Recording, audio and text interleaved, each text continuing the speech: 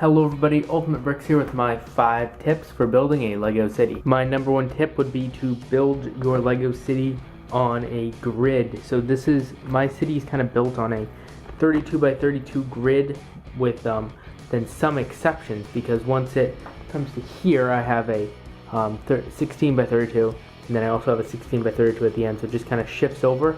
But everything is built on 32 by 32 base plates, modulars, then the roads, and including like the old fishing store, and it makes it easy to just be able to shift stuff around. So definitely build your city to some sort of grid if you want to use larger base plates, but just plan out that you know exactly how many base plates it's going to be, and make sure your tables are, from one set of base plates to another one. This is 11 base plates long, and I planned that out way before I actually started putting the base plates down. Another thing I think is pretty important is to get the train planned out.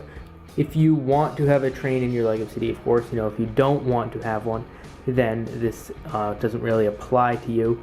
However, for people who do, which I know a lot of people do because they're pretty cool, but anyways, they do take up a lot of space, and especially around a curve like this, you can't have anything too close, and it really messes stuff up.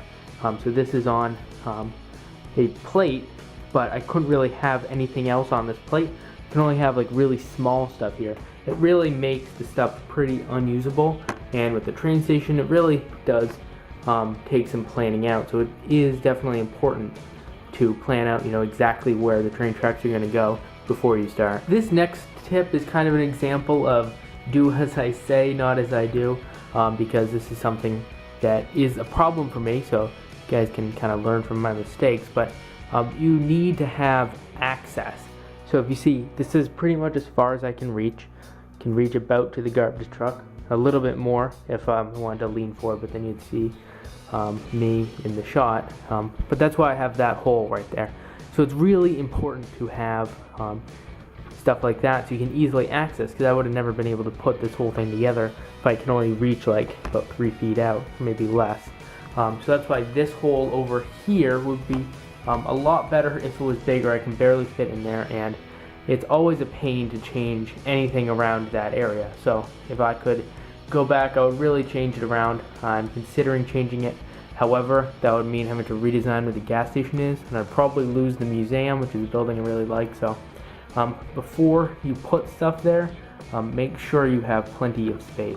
For the 4th tip is figure out ways to use the 4-way plate. So here I have them as kind of like the end of this street.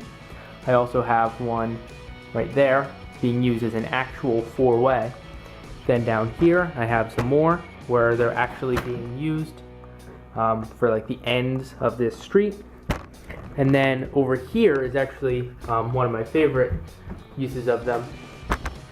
Right here, this is all just 4-way base plates all in a row, and I put the train station on top of 4-way base plates, since the train station does not come with a base plate. Now, since road plates come in packs of straight and crossroads is the pack, which means if you see just this street right here takes up 4 straight base plates, which means that leaves me with 4 crossroads base plates. So it's definitely going to be a good idea.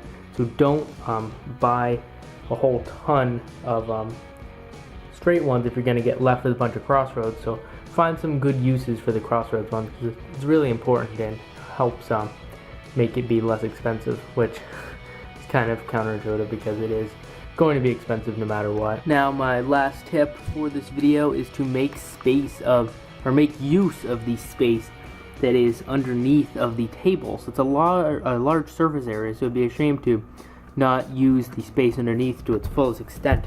You can see right here, this is my collection of empty Lego boxes that I'm not going to get rid of. And then down there, there's some more just storage.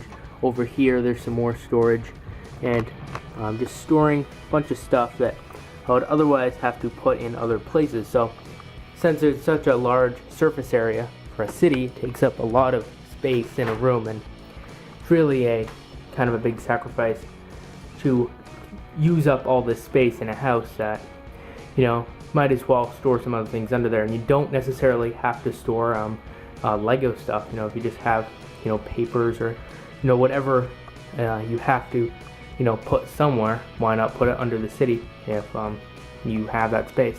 So anyways, those are my 5 tips for this video. Thank you so much for watching. If you have any tips you'd like to add, you can let me and the other people reading the comments know in the comment section down below. Thank you so much for watching. Remember to like and subscribe, and I will see you later.